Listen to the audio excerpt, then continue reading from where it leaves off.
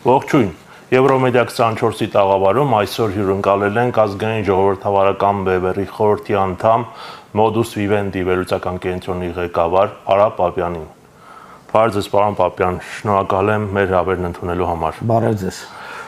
Կուզեի սկսել ներքաղաքական իրավիճակից, պարոն Պապյան, թեև իհարկե գիտենք, որ ներքին եւ արտաքին հարցերը սերտորեն փոխկապակցված են, մանավանդ Հայաստանի պես նվազ ինքնիշխանություն եւ հնարավորություններ ունեցող երկրների պարագայում արտաքին միջավայրը շատ հաճախ վճռորոշ է լինում ներքին իրավիճակի վրա։ Մարդիկ գործողություններ են պահանջում ընդդիմությունից, պարոն Պապյան, այդ թվում առանձին ընդդիմադիր գործիչներ։ Ըստ ձեզ, ինչու է Հայաստանի քաղաքական ընդդիմությունը այսքան пассив այսօր։ Որովհետեւ դու կարողանաս ազդեցիկ գործողություններ անել, դու պիտի համաժողովրդական աջակցություն ստանաս։ Օրինակ, ազգային ժողովրդավարական բևեռը բազմիցս է փորձել տարբեր հանրահավաքների միջոցով, տարբեր գործողությունների միջոցով գեներացնել մեծ ներկայություն փողոցներում։ Շատ կարևոր է։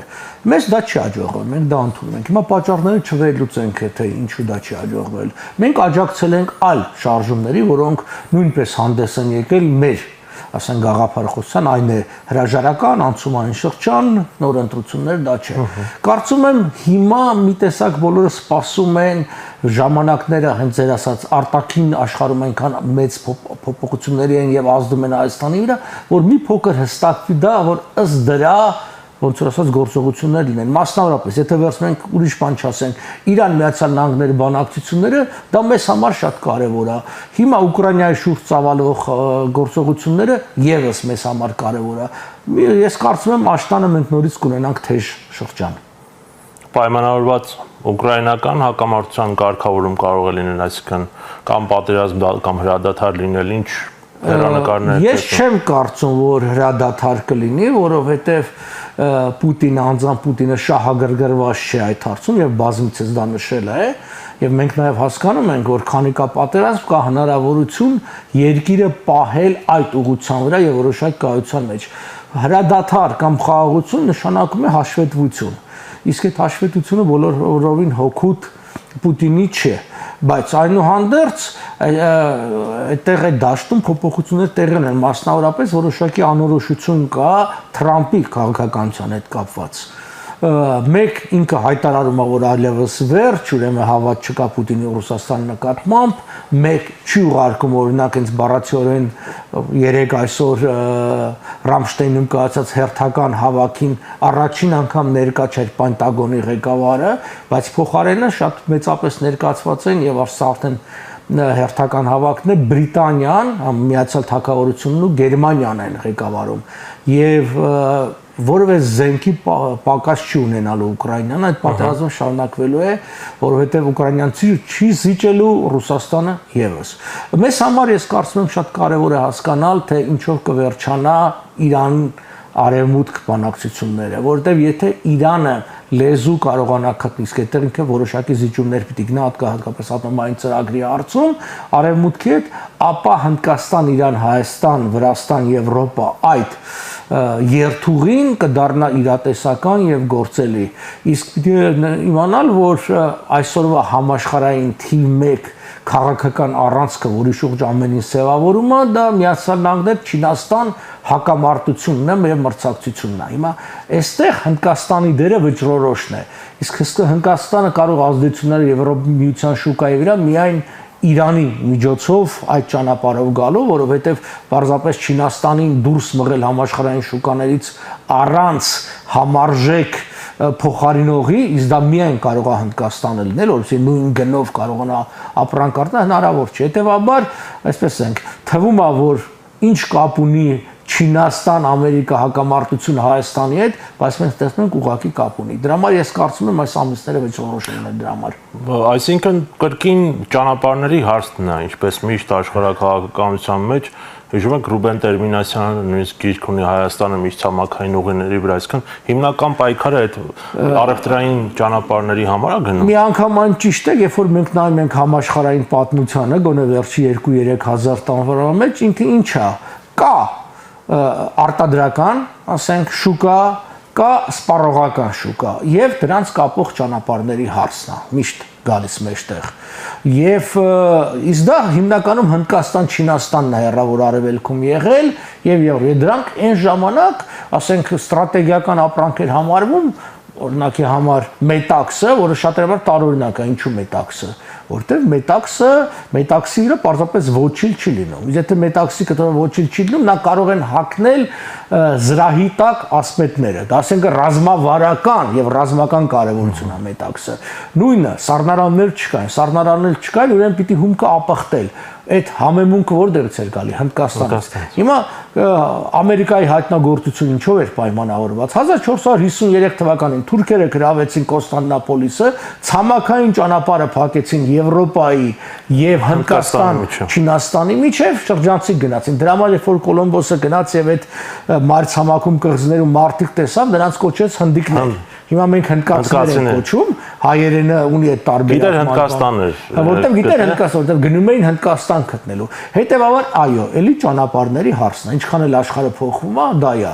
Այսօր Չինաստանն ու Հնդկաստանն են հիմնական, այսպես ասած, արհեստանոցները, որտեղ լայն սպառման ապրանքների մեծ մասամբ արտադրվում են։ Այսօր բայց աշխարհը շատ է փոխվում։ Դուք նկատի ունեք բարձր տեխնոլոգիական ոլորտում են Չինաստանը, Հնդկաստանը։ Չէ, ես նկատում եմ զամել ասեցի, կենցաղային ապրանքների եւ այլն։ Այսօր անգամ Միացյալ Նահանգներում եւ Եվրոպայում, երբ որ դուք առնում եք արևմտյան բրենդների ապրանքներ, դրանց մի զգալի մասը էլի գրած է Made in China։ Չինական սա գնի եւ որակի հարց կա։ Հիմա Թրամփի քաղաքականությունը ինչու առանձնապես չի հաջողվում Միացյալ Նահանգներում, որ ինքը ասում էր այդ վերստանք, այդ outsourcing-ը բերենք եւ Ամերիկայում սկսենք արտադրել։ Այո, կարելի է Ամերիկայում էլ արտադրել, բայց այն աշխատավարձների պարագային ինչ որ կա,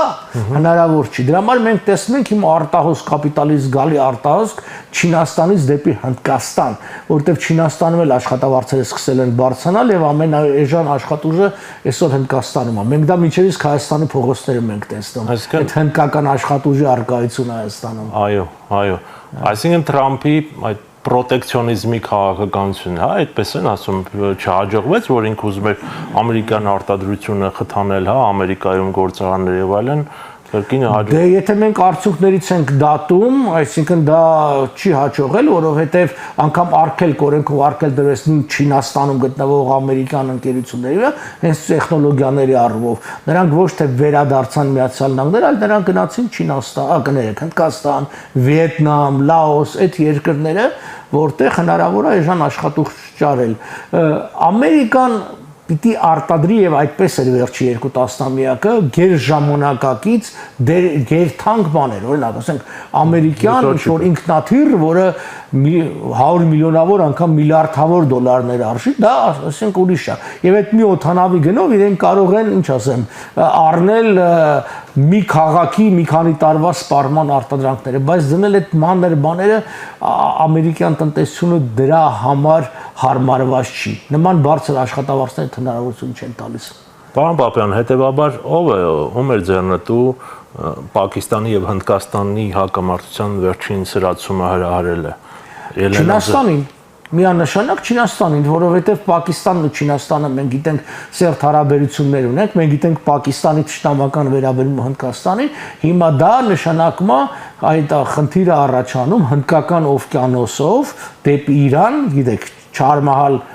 նահանգիստը, որը նոր է կառուցվել եւ Չաբահարը, այո, Չարբահարը եւ դա Օրմուզի մինչև այդ նեղուցը չի հասնում, այլ ավելի բաց է,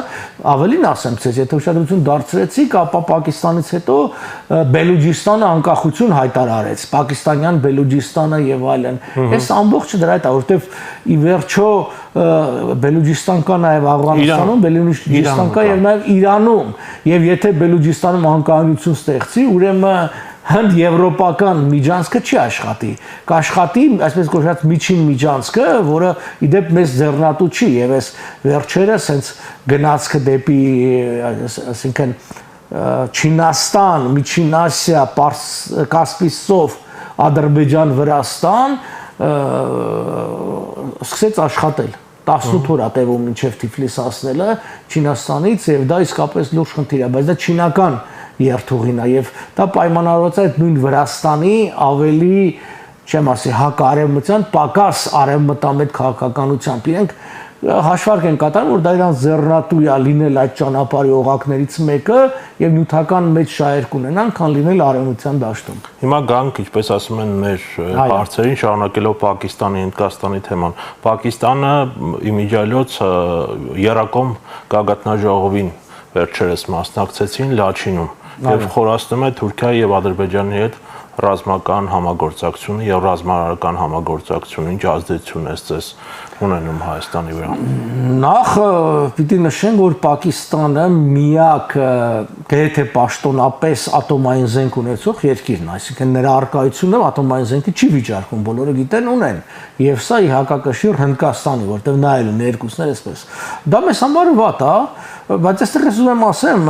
Շուշին նաև հռչակվել է ԱՊՀ երկրների մշակութային մայրաքաղաք։ Այսինքն Բելարուսն ու Ռուսաստանը եւ իրենք էլ են գնալու այդտեղ տոնեն Լաչինում, տոնելու են ԱՊՀ մշակութային, որի անդամ է Հայաստանը։ Ես զարմացած եմ, որ Հայաստանը վետո չի դնում կամ չի բողոքում դրա թեմ, բայց Լաչինում դա նախատեսված է։ Դա վատ է։ Պակիստանը այն թերևս այսօր միակ երկիրն է, որովհետև մի շրջան Սաուդյան Արաբիան էր, բայց այդ հարաբերությունները կարգավորեցին, որ չի ճանաչել Հայաստանի գոյությունը մեկ, մյուսը նա ռազմատենչ իսլամիստական երկիր է, ռազմատենչ, այսինքն դա կրոնը արդեն լրիվ ռազմականացված խնդիր ունի, եւ նա մենք տեսել ենք մասնակցել է առնվազն հրթիռների մատակարարման, իսկ հիմա գիտեք, մեծ պայմանագիր է ստորագրվել Ադրբեջանի հետ, այո, բազմաֆունկցիոնալ օդանավերի մատակարարման կարծեմ 5 թե 6 միլիարդ դոլարի 4.2 միլիարդ 40, այո, 40 միավոր, այսինքն 1 միավոր 100 միլիոն հսկան ուժ է, եւ այստեղ պիտի իմ կարծիքով մենք հասկանանք հետեւյալը, որ սա նաեւ Իրան-Թուրան հակամարտության մասնակցում, որտեղ ես չեմ կարծում, որ 40 նման օդանավեր Ադրբեջանը կարիք ուներ Հայաստանի դեմ։ Այսինքն այդ արագությունների օդանավերը այս փոքր տարածությունների վրա չեն կարող գործել։ Նրանք կարող են գործել, եթե խորությունը բավականին մեծ է, այսինքն գոնե 1000 եւ ավելի կիլոմետր։ Իսկ եթե մենք նայում ենք Ադրբեջանի շրջապատը, ինքը Թուրքիայի վրա չի հարձակվելու, Վրաստանի վրա, այնտեղ մնում է Ռուսաստանը եւ Իրանը։ Ըստ էության երկուսի դեմ աղոտ, որովհետեւ միանշանակ է հաջորդ պատերազմի ժամանակ, եթե իսկ անպայման ռուս-թուրքական պատերազմ լինելու է, այս սիրախաղերը վերջ ունենալու են, որովհետեւ իրենք շատ լուրջ հակոտնյա հակասություններ ունեն աշխարհաքաղաքական, պատմական եւ այլն։ Այդ պատերազմը անխուսափելի է եւ ռուսները դառը պտուղներ են քաղելու, որտեղ ադրբեջանական բանակը միանշանակ թուրքական բանակի կողքն է կանգնելու, մասնավորապես համապատասխան Շուշինի դեկլարացիա եւ այլն, որ երկկողմեր հիմա միացան եւ այն օրը ես կարդացի, որ նաեւ Ուզբեկստանն է միացել Շուշիի դեկլարացիային, այդ խոսքը վերաբերում է Թուրքիա Ադրբեջան ռազմական համագործակցության։ Պանթուրքիզմը գնալով։ Դե սա բերում է նրան, որ այս ամբողջը ըստ էության թուրքական այդ ինչ ասեմ, բավականին աղոտ եւ թուրանականության աղոտ գաղափարը, որը առնվազն 19-րդ դարի կեսերից է գալի, գիտեք, հիմա ավելի նյութականացել է թուրքական պետությունների, առաջ թուրքալեզու էր, հետո թուրքական պետություններ։ Հիմա մենք տեսնում ենք ռազմական միավորներ են ստեղծում, այս ամբողջը լուրջ խնդիրներ է Ռուսաստանի համար լինելու, բայց Ռուսաստանը շատ սխալ քաղաքականություն է իրականացնում։ Մեզ համար կարևոր արևմուտքի հետ հաշվի առնելով, որ արևմուտքում գոնե, այսպես ասենք, քրիստոնեական համերաշխության քաղաքական որոշակի սաղմեր են մեջտեղ եկել, եւ սաղմեր են սրանք դեռ չի ասի, որ այդպես շատ ծավալուն գործընթացակն են, բայց դա գնալու է։ Դա մեզ համար որոշակի հույս է տալու ներշնչում մեզ։ Պարոն Պապյան, Միացյալ Նահանգների պետքարտուղար Մարկո Ռուբիոն կոնգրեսում հայտարարեց, որ Թրամփի վարչակազմը հանձնառու է կանխելու Ադրբեջանի ներխուժումը Հայաստան։ Իհեճուկս Փաշինյանի հայտարարությունների, որ պատերազմ չի լինելու, ըստ իրոք կա իրական վտանգ Ադրբեջանի հարձակման եւ արդյոք գործնական քայլերը Թրամփի վարչակազմը այդ հարցում ձեռնարկում կանխելու այդ հարձակումը։ Բնականաբար վտանգ կա եւ Ադրբեջանը երբևէ դա չի թաքցրել, հայտարարել, որ Զանգեզուրը Գյոքչան, Երևանը դրանք պատմական ադրբեջանական տարածքներ են, դրանք պիտի մի օր հետ վերադարձվեն, անգամ խոսվում է, որ հաջորդ պատերազմի ժամանակ թե են խմելու Երևանում եւ Կապույտ մզկիթում նամազը եւ այլն, այդ կա։ Այստեղ կախումն ինչ հնարավորություններ ունի։ Հիմա երկու ձև կա դեմն առնելու եւ մեկը դաշնակիցներ ձեռք բերել, ստեղծել նոր դաշնակիցներ եւ պաշտպանությունը երկրի այնպեսին դարձնել, որ հարձակվողը զգուշանա։ Ամբողջ սառը պատերազմը այդ երկակի զսպման մեջ էր։ Երկու կողմերն էլ գիտեին, որ պատերազմը կբերի այնպիսի ավերիչ հետևանքների, որ հաղթանակ չի լինի։ Նույնը ճիշտ ճանապարհն է։ Ցավոք սրտի դա չկա։ Նիկոլ Փաշինյանը գրում է զիջելու տարբերակով, այսինքն, բայց զիջելը երբևէ չի հանգեցնում վերջնական, որտեվ մինչև ուր կարող է զիջել, իրենք զիջում են։ Հիմա, այո, Ամերիկային սա ձեռնատու չի, նա գործում է իմ կարծիքով առավելապես եվրոպացիների եւ ֆրանսիացիների միջոցով, զենքի մատակարարման առումով ես նկատի ունեմ, այդ ռազմական համագործակցությունը եւ այլն, բայց քաղաքական եւ դիվանագիտական այդ աջակցությունը, այդ թվում տնտեսական աջակցությունը կա, պատահական չէ, որ այսինքն նույն ատոմակայանի հարցով իրենք մեզ առաջարկել էին նոր ատոմակայանի հնարավորություններ, հիմա դրա այլ բան այդ խորանում է այդ ամբողջը։ Նիկոլ Փաշինյանը, քանի որ դեռևս կարող է ինչ-որ բան զիջել, զիջում է, Ալիևը դա կփոկի։ Այն պահին, երբ որ Ալիևը զգաց, որ հնարավոր չի առանց կրակոցի ստանալ են ինչ-որ ուզում, բնականաբար կարող է դիմի ռազմական բախումների, բայց ես ճիշտն ասած չեմ կարծում, որ ասենք մեծ պատերազմ, ասենք Սյունիքը գրավելու պատերազմի չի գնալի եւ հիմա, որովհետեւ հիմա հարմար չի ժամանակաշրջանը, պարզապես գրավելուց դու պիտի մարսես դա։ Աշխարհակաղակական մեծ վակուում առաջացել, պարոն Պապյան, ինչու՞ տեսնում եք, որ այդ միջազգային մեխանիզմները չկան, Մինսկի խումբը չկա, հակամարտային Մինսկի խումբը կա, չի գործում, հա։ Ուրիշ բան չի գործում, բայց խնդիրն այն է, որ կա, չէ, բայց այդ վակուումը այսպես չի, որ բանը, վակուումը նրա հետևանքով է, որ մի քանի շատ ավելի լուրջ հակամարտություններ իրենց վրա են գրավել աշխարհի ուշադրությունը եւ սա եւ լավա վատա, վատը այն առումով, որ մյուսները մնում են մի քիչ ուշադրությունից դուրս, բայց լավն այն առումով, որ այդ մեծ ուժերը սաստում են մյուսներին, ոնց ասած ոտի տակ մինգեք, խելոք տստեք ձեր տեղը, տեսնենք ինչ անում։ Եվ իդեպ Ալիևին Ադրբեջան բազմիցս դա ասվել է եւ Ռուբիոյի հայտարարությունները դա էր, այսինքն դա ասվել է դիվանագետների այցելության միջոցով, դա ասվել է նրանց ղեկավարից եւ այլն։ Ալիևից ամեն ինչա սпасելու, դա համար ես ասացի, առաջնայինը փորձել ռազմաքաղաքական հավասարակշռություն ստեղծել, որի առաջի բաղադրիչը պիտի լինի դաշնակցային նոր հարաբերությունները աշխարհի ուժային կենտրոնների հետ։ Երկրորդ արդեն բաղադրիչը դա պիտի այն լինի, որ դու կարողանաս, ոնց որ ասած, ճիշտ դիրքորոշվել այս ամբողջ զարգացումներից, կրկնում եմ, Հայաստանը, դեպս հարավային Կովկասի նկատմամբ, օրինակ, շատերը ասում են ինչ քաղաքականություն ունի Ամերիկան։ Ամերիկայի քաղաքականությունը ածանցյալ է ռուս-ամերիկյան, թուրք-ամերիկյան եւ իրան-ամերիկյան հարաբերություն հարավային Կովկասի նկատմամբ, որտեվ թե ոնց այդ հարաբերությունները կզարգանան, բնականաբար հարավային Կովկասի նկատմամբ ըստ դրա քաղաքականություն էլ կիրականացնեն, այդտեղից էլ արդեն Հայաստանի հարցը առանձին։ Երկու հարց ձեր խոսքից բխող, առաջինը ինչ որ ասացիք Փաշինյանից կա զիջումներ կորզի, ինչ զիջումների մասին, այսինքն ինչը մեզ հաշվի առնելով Ադրբեջանի հայտարարած բոլոր պահանջները, ինչ զիջումների կարող է գնալ եւ միանգամից շարունակելով ձեր միտքը աշխարհակաղակական ներկա զարգացումները, այդ թվում եւ Ուկրաինան, այդ թվում եւ Իրան Միացյալ Նահանգներ հարաբերությունների հնարավոր կարգավորումը, հա, Ռուսաստանի եւ Թրամփի միջև երկխոսությունը արդյոք ձեր կարծիքով կբերի այսպես ասած նոր աշխարհի ձևավորման կամ նոր աշխարհակարգի հաստատման եւ ինչպես Հայաստանը պետք է գտնի իր տեղը այդ նոր աշխարհում։ Ըստ որոշ աղբյուրների Ադրբեջանի հետ գնում են որոշակի բանակցություններ ամրագրելու ներկա վիճակը, գրեթե ներկա վիճակը, այսինքն հողային փոխանակման ճանապարհով իրականացնել սահմանազատում։ Հիմա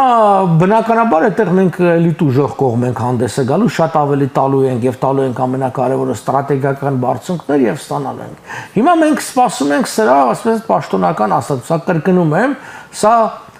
այսպես ասած ըստ ինչպես Նիկոլ Փաշինյանն էր ասում, ըստ օդում կախված լուրերի։ Սա օդում կախված չի, բայց էլի ամեն դեպքում մենք այսպես ասած թեականության տակ պահում ենք հաստատումը, սպասում ենք իշխան կամ պիտի հերքի, կամ պիտի հաստատի այդ հարցը։ Այսինքն Նիկոլ Փաշինյանին թվում է, որ եթե ինքը ինչ որ մի սահմանեցությունները դրեց եւ թուղթ ստորագրեց, դրանով կկարողանա խաղաղությունն ապահովել։ Այդպես չէ։ Մենք տեսել ենք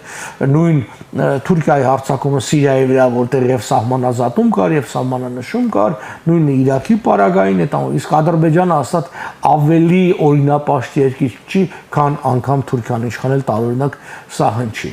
Մյուսը ինչ վերաբերում է, ասենք Ամերիկա-ռուսական հարաբերությունների նոր աշխարհակարգին։ Նոր, այսինքն հին աշխարհակարգի վերափոխումն արդեն գործընթացը սկսել է։ Նայեք, ինչ էր հին աշխարհակարգը, դա ըստ էության Պոտսդամյան երկրորդ համաշխարհային պատերազմից հետո ստեղծված վիճակն էր, որ իրենք ասում են բանը, այսինքն Գերմանիան, այսպես է Germany down US in, այսինքն Եվրոպայի մեջ Գերմանիան պիտի ստորադասվածներ, Ամերիկան պիտի ներգրավվածներ բանով։ Այսօր այդպես չի։ Այսօր արդեն Գերմանիան հստակորեն հանդես է գալիս եւ պաշտոնապես հայտարարվել է, որ գերմանական բանակը կլինի Եվրոպայի հզորագույն բանակը եւ գնում է այդ բանակի վերաստեղծման ճանապարհը քաղաքական ներգրավվածությամբ նաեւ տեսեք Բրիտանիայի հետ միասին իմ նշած Ռամշտեյնի եւ դրանց առաջ ապրիլյան հավաքի ժամանակ Գերմանիան առաջնային դեր կատարում։ Եթե Գերմանիան թիվ 1 տնտեսությունն էր Եվրոպայի, այսօր ինքը դառնում է թիվ 1 նաեւ ռազմական ուժը եւ շատ հետաքրքիր է, որ ատոմային ամեն դեպքում հովանոցը ինքը Ֆրանսիայից է ուզում։ Ինքան նպատակ չեն դնում որ բան, այսինքն գերմանա-ֆրանսիական հարաբերությունները այստեղ չեն լարվելու։ Հիմա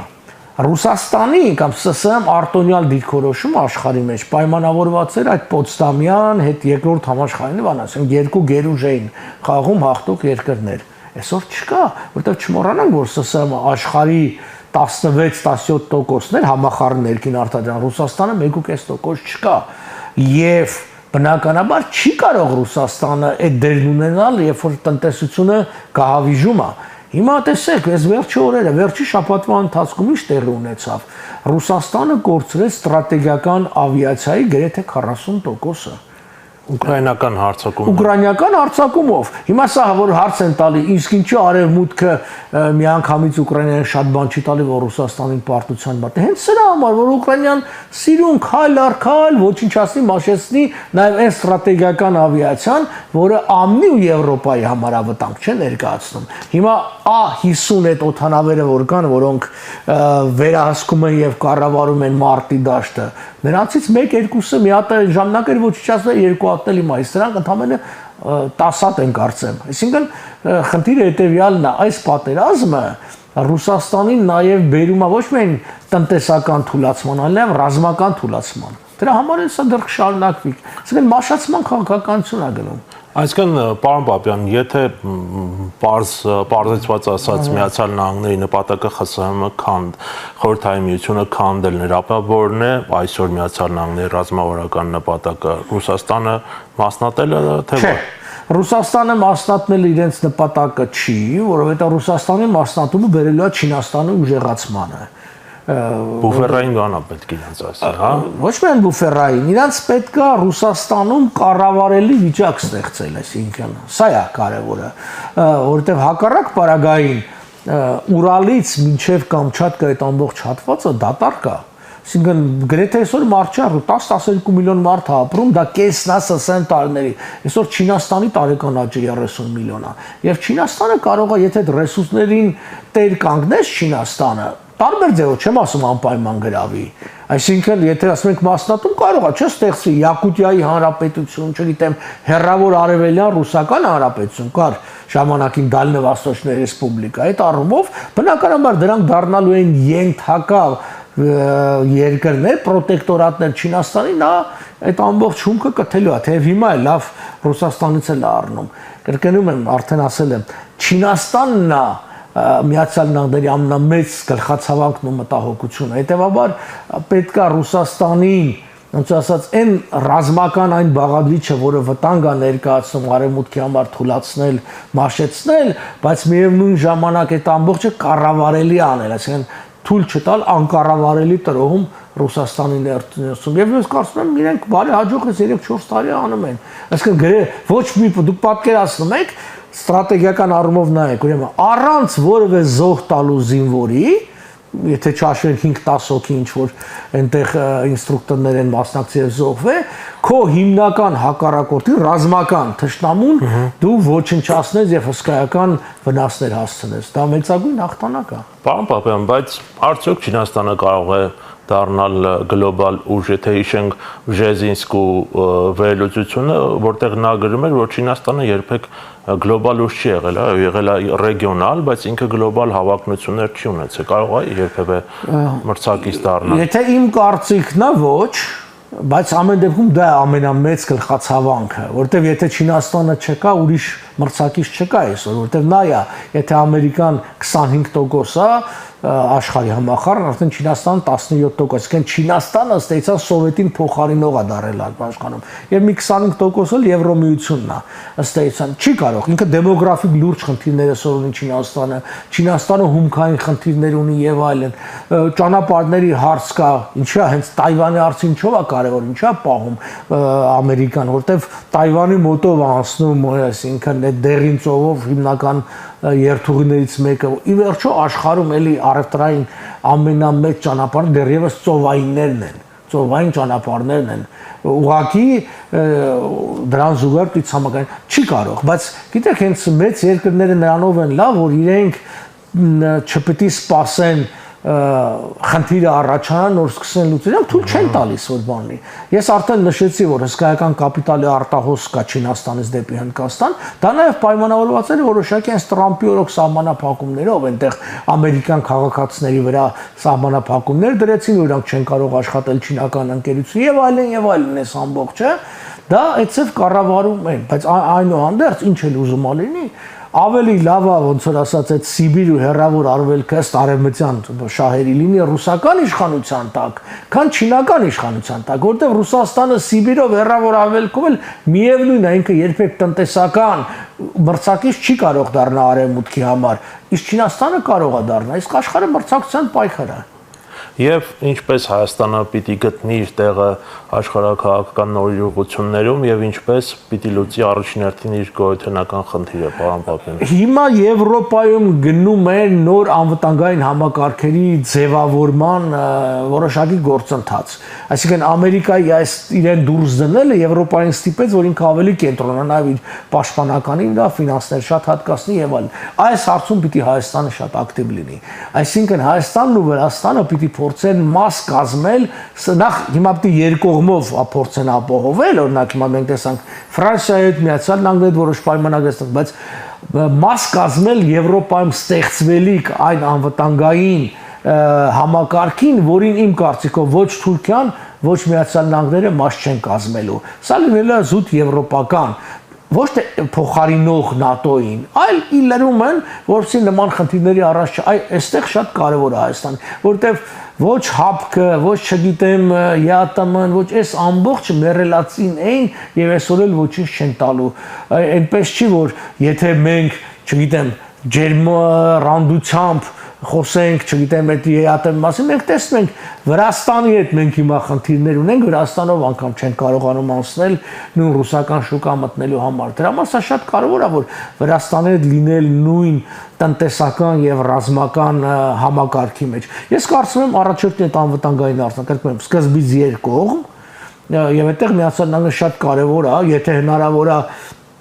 մենք գիտեք վաղուց խոսում ենք ԱՄՆ-ի ՆԱՏՕ-ի ոչ անդամ հիմնական դաշնակցի կարգավիճակ ստանալու մասին, դա մեր քաղաքական ծրագրերից մեկն է, որը հնարավորություն է տալիս զենքի արտոնյալ ձեռքբերում, ռազմական համագործակցություն եւ այլն, դա շատ կարևոր է անվտանգությունը։ Մյուսն այդ տնտեսական ներդրումները, որը կարծում եմ Եվրոպան կարողանա, եթե վերադառնանք էլի, եթե Իրանը լեզու գտավ արևմուտքի հետ եւ աշխատեց Իրան, Հայաստան, Վրաստան երթուղին, այդտեղ մեծապես Հայաստանի տնտեսությունը կշահի։ Նախորդ օրը Արթուր Խաչիկյանն էր մեզ մոտ հյուր եւ հենց դրա մասին էր խոսում, որ Վիլսոնյան Հայաստանին տեսնում եք ձեր խորապատկերում Վուդրո Վիլսոնը եւ Վիլսոնյան Հայաստանը եւ ինչպես այն ժամանակ չեկան օգնության, նույն ձևի էլ հիմա են խափում, որ կգան օգնության եւ չեն գալու։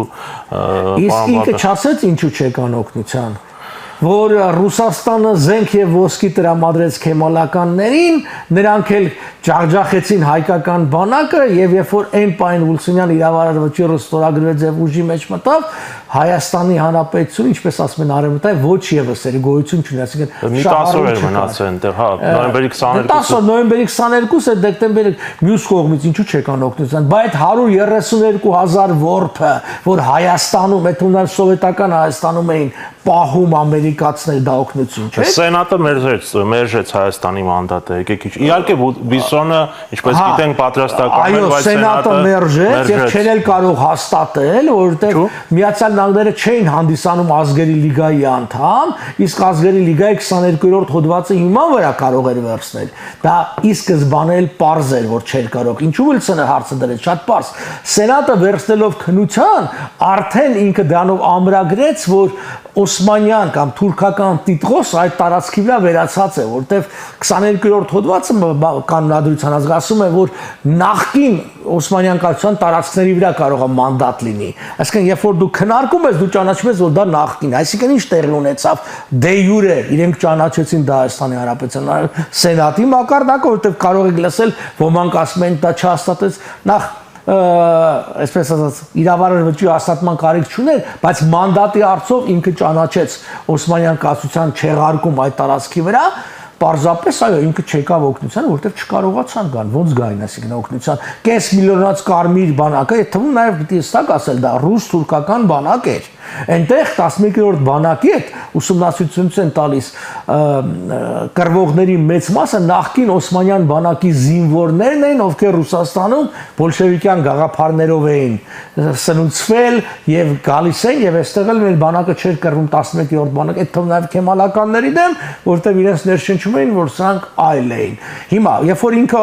ասում է պարոն Խաչիկյանն ասում է չեկան օգնության, իրենք չէին էլ չունեին պարտավորություն, ես հարց տամ, որ երկիր ուներ պարտավորություն եւ ունի պարտավորություն Հայաստանին օգնություն գալու։ Բայց այն ժամանակ անտանդի երկրներն էին, չէ՞, մեր դաշնակիցը։ Այո, մեր դաշնակիցն էին այն առումով, որ դա որպես այսպես քաղաքական բան, բայց Հայաստանը որպես պետություն առաջին համաշխարհային պատերազմում գոյություն չուներ եւ չկա պայմանագիր ստորագրած Անտանտի եւ Հայաստանի միջև ռազմական փոխադարձօգնության մասին։ Սևրի պայմանագրում Հայաստանը ստորագրում էր որպես հաղթող կողմ, ճիշտ է։ Այո, հաղթող կողմ, դա կոչվում է belligerency, այսինքն պատերազմող կողմ, նման կարգը, բայց ոչ պատերազմող երկիր, որտեղ Հայաստանը չկար։ Այսինքն այն պահին, երբ որ մայիս 28-ին Հայաստանը հռչակվեց, անկախ երկիր, Հայաստանի անկախությունը չի ճանաչվել։ Հայաստանի անկախությունը ճանաչվել է 20 թվականի հունվարի 19-ին։ Հենց դրա համար էլ է ճանաչվել։ Ազգերի լիգայով։ Չէ, դա Փարիզի վեաժողովն է ճանաչել, որը ստեյցան ազգերի լիգայի այսպես ասած զուգահեռ կառույց էր, ազգերի լիգայի անդամ դու դառնում ես արդեն ճանաչումից հետո, իսկ ճանաչումը երկկողմ է։ Եվ իդեպ ասեմ, ազգերի լիգայի առաջի պետության հարցը, որը քննարկվել է 1920 թվականի դեկտեմբերին, դա Հայաստանի Հանրապետությունն ա եղել, շատերը չգիտեն, դա քննարկվել է, ուրիշ բան, որ Հայաստանը չի անդամակցել ազգերի լիգային, որտեղ այն պահին, երբ որ դեկտեմբերի սկզբին քննարկվում էր արդեն, Հայաստանը օկուպացված տարածք էր, գոյություն չուներ։ Այ եթե օկուպացված չլներ, պարոն Խաչիկյանն կարելի ասել, այ եթե ռուսներն ու թուրքերը 20 թվականի օգոստոսի Մոսկվայի առաջի կոնֆերանսից հետո համաձայնության չգային, որ իդեպ բանակցողներ, այսինքն ոչ միայն քեմալականներն, այլ նաև Էնվեր Փաշաներ օգոստոս 14-ին նա հանդիպել է Վլադիմիր Լենինի հետ եւ պայմանավորվել են Հայաստանը կիսելու մասին։ Սրա մասին չեն խոսում։ Սիմա Վրացյանը գրում էր, որ դեռ 18 թվականից, եթե չեմ, երբ թուրքերի հետ արդեն սերտ շփումներ էին սկսել Մոսկվայում։ Բնականաբար, ես մի հոդված ունեմ գրած,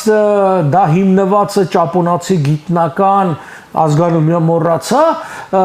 մի փաստաթղթերի ժողովն դա Էնվեր կոչվում է կարմիր աստղի եւ կանաչ մահիկի տակ under red star and green crescent այդ փաստաթղթերի ժողովածու է, որտեղ Էնվերի 19-ից 22 թվականի գործունեությունն է ինձ զերծ համագործակցություն ունեցել բոլշևիկների հետ։ Կարելի է հիմա Google-ել Արա Պապյան բոլշևիկների եւ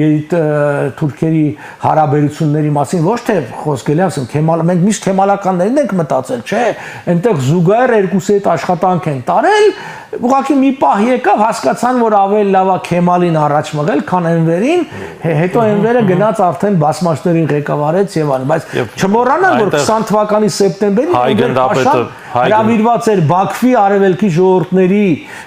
առաջին եւ միակ համագումարին որպես պատվող հյուր եւ ինքը թուրը հանում էր եւ սպառնում էր ինչ-որ Էրդողանն ասած Բաքվում նույնը որ պետք է իմպերիալիստի մի շնիկ Հայաստանը ոչնչացնել դա սեպտեմբերն էր, որից հետո մի քանի շաբաթ, երկու շաբաթ պատերազմը սկսեց։ Ի վերջո 100 տարի առաջ, 20-20-ից 100 տարի առաջ, նույն սեպտեմբերին տեղի ունեցավ են ինչ որ տեղերն են, այսինքն հարձակվեցին Հայաստանի վրա եւ հարձակվեցին երկու կողմով եւ այլ ռուսական կողմը։ Իդեպ ասեմ, այստեղ պիտի ասել 20 թվականի օգոստոսի 10-ին, երբ որ մենք խոսում ենք Սևրի պայմանագրի ստորագրման մասին, կա Թիֆլիսի պայմանագիրը ստորագրած Հայաստանի Հանրապետության եւ Ռուսաստանի Դաշնության միջև, որով Ռուսաստանը ստանձնում էր, որ Ղարաբաղը, Սյունիքը եւ Նախիջևանը դրանք այսպես ասած վիճելի տարածքներ են եւ դա ճակատագիրը պիտի հանրակրվեով որոշվի եւ այլն, բայց դե խափեցին, տեսանք ինչ եղավ։ Պատմությունը ինչ եղել է, ինչպես ասում են, եղել է ինչ արդիականություն ունի, արդյոք արդիական է Վիլսոնյան իրավարար վճիռը այսօր եւ Վիլսոնյան Հայաստանը, հաշվի առնելով, որ իրավական առումով կարելի ասել, որ անխոցելի եւ անթերի փաստաթուղթ է եւ ինչ պայմաններում կարող է այն կյանքի կոչվել, ինչու ընդհանրապես Հայաստանի որևէ ղեկավարություն երբևէ չի բարձրացրել այս հարցը Միացյալ Նահանգների հետ երկխոսության ժամանակ։ Առաջին հերթին չեն բարձրացել, որտեղ այդ գաղափարը թե 1920-ականներին բավականին տարածված էր եւ մարդիկ ծանոթ էին 100 տարի հետո գրեթե մոռացված էր եւ մարդիկ պետք է դրա մասին իմանային, այսինքն մեկը պետք է սկսի խոսալ, գրել, տպել, որ իմանային։ Հետո երբ որ դրա մասին չմոռանանք, որ ամբողջական փաթեթ տպվել է միայն 2011 թվականին, մինչ այդ չի տպվել։ Եվ հետո տարբեր լեզուներով։ Սա մեկ, մյուսը նաեւ որ իրենք մտածում են շատ-շատեր, եթե ունենալ Նիկոլ Փաշինյանը, որ Թուրքիայի ու Ադրբեջանի քաղաքականությունը մեր նկատմամբ պայմանավորված է մեր քաղաքականությամբ, բնավ այդպես չէ։ Իրենք գործում են առանձին, իրենք շահերն ունեն եւ այլն։ Ավելի ես կարծում եմ, եթե մենք այս հարցերը բարձրացնենք, դու ավելի զսպող դա դեր է կատարում։ Նաեւ հետո բանակցությունները սակարկությունները, երբ որ դու բարձրացնում խոսում ես մեծ, ասենք, ավելի մեծ հավակնությունների մասին, օրինակ Գուլսինյան Հայաստանի մասին, այդտեղ կարելի է խոսալ, չգիտեմ, ապառազմականացման մասին այդ տարածքի եւ այլն, դա պարտադիր չի, որ մի փուլով ամբողջը լուծվի։ Ի վերջո կան լուծման միջանկյալ եւ փոխադարձ ընդունելի տարբերակներ, թեկուզ եւ ժամանակավոր։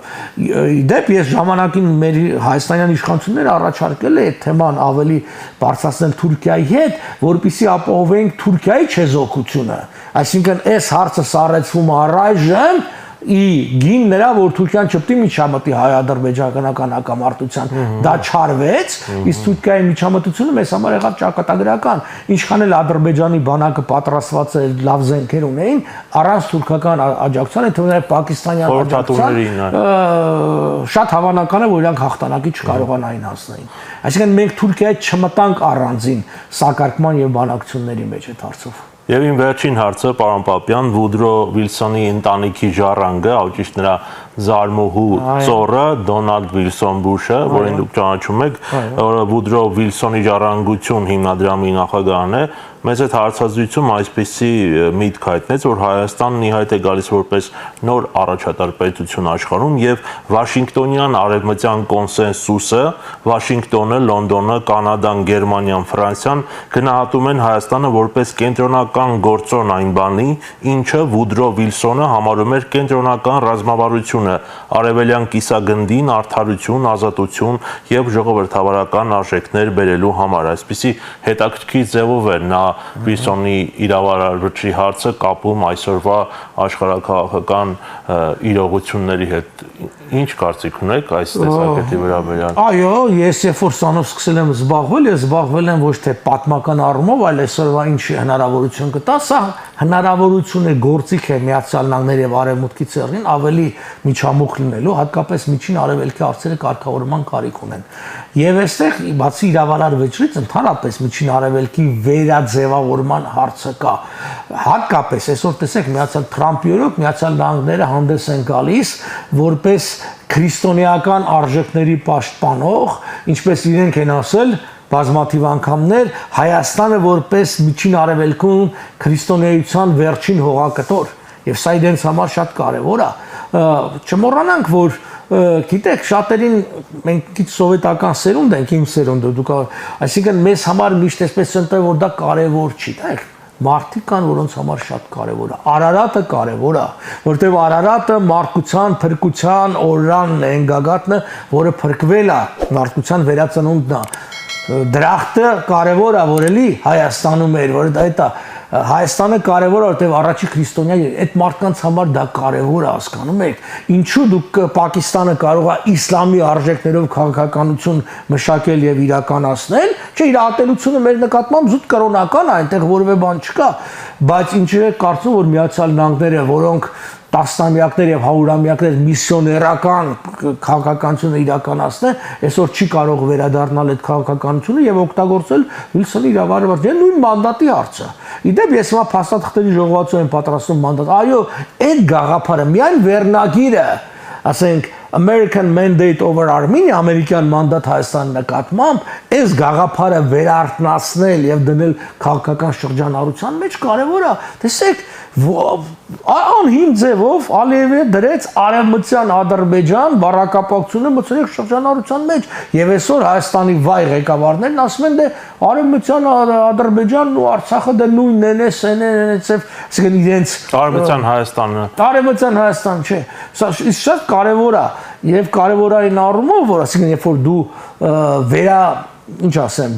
գործարկում ես այս գաղափարները, բաները, չմոռանանք, որ ամերիկյան ամենակազմակերպված ընտրողների զանգվածը դա այդ քրիստոնեական պահպանողական քրիստոնյաներ եւ դա է հենարանը Թրամփի եւ մենք այդ պահից պիտի օգտվենք, որովհետեւ Թրամփը ինքը ես չգիտեմ, հավատացյալ չի, այդ ուրիշ հարց է, բայց Թրամփը լավ է հասկանում, որ եւ հանրապետական, որ իրենց ընտրողական զանգվածը ընտրիչները, ասենք ասենք, դա այդ ժողովուրդն է։ Իդեպ բանին, երբ որ ես հունվարին այնտեղ էի, մեր ընկերներից մեկի միջոցով, որը հրավիրված էր Թրամփի տուն, հիշում եք, ինքը Մարալագան մեծ ընդունելություն երեկոն, ասենք մենք հայ ժողովրդի անունից Սարգիս Պիծակի մի շատ հայտնի պատճենը տվեցինք, եկելի կաշվի վրա, բանա, նա ասել էր, դե ես չեմ կարա սպիտակ տունը կախել, այդ նվիրողն էլ ասել էր, դե պարտադիր չի սպիտակ տանը, տանը պատին կախես, որ անդադ հիշես, որ գոյություն ունի Հայաստան, որ եւ կարիք ունի աջակցության։ Այսինքն, գիտեք, սա թվում է փոքր բաներ, այս չեմ ասում սանով խնդիրներ ա լուծվում, բայց դու պետք է անդադ հիշեցնես, դու պետք է բարոյական, իրավական պարտավորության մասին ասես, այսպես է աշխարհը։ Այսինքն, ճանապարհը հաղթարանում է, ով որ քայլեր է անում։ Եթե դու քայլեր չանես, դու չես հաղթարի։ Հիմա մեր անվտանգության համակարգի մեջ սկսած Վիլսոնի իրավարար վճռից վերջացած, չգիտեմ, Նոյան, Տապանով եւ բանը, սրանք գործոններ են, որոնք մեծ դեր կարող են ունենալ անգամ 21-րդ դարում, այդ պիտի ճիշտ օգտագործել։ Եվ նկատենք, որ Թրամփի վարչակազմում կան հայամետ գործիչներ, առաջին հերթին Թուրսի Գաբարդը։ Չէ, մենակ հայամետ չէ, այնտեղ կան, այսպես ասած, նույն Ռուբիոն, երբ որ պաշտոնապես ելույթ է ունենում եւ իր ճակատին մրով խաչա պատկերում ու ելույթ է, նման բաներ ամերիկան վաղուց չէր եղել։ Այս մարդիկ իսկապես, ինչ ասեմ, հավատացած են, իրենց ինչի մենք մտածում ենք, որ մարդիկ կարային կոմունիզմի գաղափարին հավատան եւ հանուն այդ գաղափարի քաղաքականություն մշակեին աշխարհում, իսկ մարդիկ չեն կարող հավատալ քրիստոնեության համերաշխության գա, հատկապես երբ որ Հայաստանի մեծ լինելը եւ ելք ունենալ դեպիցով Միացյալ Նահանգներն լրիվ ցերտ տալիս, որովհետեւ Հայաստանի միջոցով իրենք կարող են վերահսկողություն միջին արևելքի վրա անել։ Ի վերջո հայկական բարձրավանդակը դրա հնարավորություն տալիս է։ Մյուս կողմից մենք տեսնում ենք քրդական գործոնը կա, որը բերելու է անպայմանորեն վերաձևման չի կարող պատահի 30-40 միլիոնանոց քրդական ժողովուրդ ընդհանուր։ Ճիշտ է, ինքը աշիրատներից է բաղկացած, մենք դե որպես ավլակի դա միևնույնն է, կա այդ զանգվածը, որը ինչ որ ցեով ձգտում է ինքնորոշման այդ ամբողջը, որը բերելու է սահմանների վերափոխման։ Այստեղ մի շատ կարևոր հանգամանք է 1990-ականներին Բալկաններում այն ինչ որ սառեցվել էր առաջին համաշխարհային պատերազմից հետո, ապա սառեցվեց եւ եկավ ինչ որ վերջնական լուծման։ Երկրներ տրոհվեցին, նոր երկրներ ստեղծվեցին։ Նույնը գործընթացը սառեցվել է 1920-ականներին Միջին Արևելքում եւ բնական եւ Սիրիան, ասեմ, դրանցից ընդամենը մի քայլն է դեռ։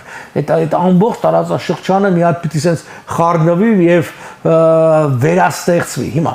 սա մեծ հնարավորությունների եւ մեծ վտանգների ժամանակաշրջան է։ Այս սա է, որ մենք չենք կարող անտարբեր նստել եւ զբաղվել ինչ որ մանր հարցերով, կուսության ու նման ինչ որ խնդիրները սարքենք, կուսակրոնության հարցը սարքենք հիմնական ազգային քննարկման թեմա։ Ինչի մասին է Փաշինյանի եւ եկեղեցու այս դիմակայությունը իրականում։ Իմ կարծիքով ինքը հարված է ասցնում իմ ասած այդ գործի, որ քրիստոնեական քաղաքական համերաշխությունը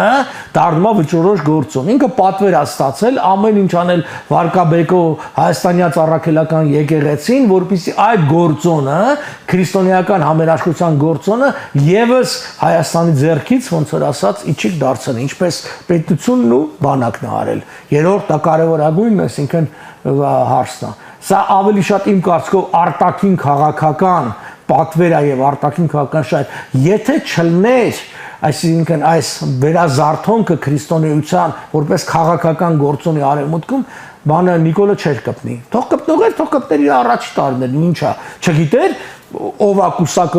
կուսակրոն չի եւ այլն։ Ինքը արդեն 7 տարի աշխարհությանը թող այն ժամանակը չէ։ Հիմա, որտեվ հիմա Ալիևը սկսել է, անցյալ տարի օգոստոսին սկսեցին Բարթուղոմեոսի, եթե հիշում եք, առաքյալի սեփական աշնորհման գործընթացով, որին ի դեպ նաև ռուսական եկեղեցին աջակցեց, հետո իրանք Վատիկանում այնտեղ ջանքեր դրեցին, գիտաժողովներ, կեղծմաներ անցկացեցին, եւ հիմա մենք տեսնում ենք արդեն բացահայտորեն իրենք ստեղծում են Արևմտյան Ադրբեջանի Ղազիատ, այսինքն թեմը եւ թեմական առաջնորդ են նշանակել արդեն, որ սա մերն է, մեր բանը եւ խոսում են արդեն այս ամբողջի մասին։ Իրենց համար դա շատ լուրջ հարց է, իրենք հետեւողական են։ Գիտեք, այսպես ասած, ջալյամի քաղաքականություն ինչ որ այսօր իրականացնում է Հայաստանի ղեկավարությունը, որևէ լավ բանի չի բերելու։ Կրկնում եմ, իրենք հալեանման քաղաքականություն չեն իրականացնում, այսինքն մենք ասենք մենք ամեն ինչից հրաժարվում ենք, ոնց որ իրանք են, իրենք էլ ասեն մենք տեսանք։ Այս իշխանության թվում էր, որ իրենք ասում են, դե Արցախն է միակ պատճառը հայ ադրբեջանական այս հակամարտության, եթե չլինի Արցախի հարցը, ինչ պատճառ կա դիմակայության եւ հակամարտության։ Մենք տեսնում ենք, չէ՞։ Արցախը դեռ մի բան էլ ավելով գրավել են, բա վիճակը ավելի կայունացավ, ոչ, վիճակը շատ ավելի վատ է, թեև Նիկոլ Փաշինյանը ասում է, որ մենք հիմա որպես երկիր ավելի ինքնիշխան ենք, ոնց ենք ավելի ինքնիշխան, երբ որ հարևան երկրի պահանջով սահմանադրություն ենք փոխում, եւ ինքը ասում է, եթե պայմանագրի եւ սահմանադրության մեջ հակասություն լինի, ես կփոխեմ սահմանադրություն, բայց եղավ ինքնիշխանություն, պայմանագիրը ուրիշի թելադրացնա։ Եվ Ալիևը պարզ ասած, դա երկխոսության հետևանք չէ, դա մենախոսություն է եղել, մենք ասել ենք, իրենք արել են։ Շնորհակալ եմ հետաքրքիր զրույցի համար, պարոն Պապյան։ Խնդրեմ։ Ձեր հեռուստադիտողներ, մենք զրուցում ենք հայտնի քաղաքագետ, միջազգայնագետ եւ դիվանագետ Արա Պապյանի հետ։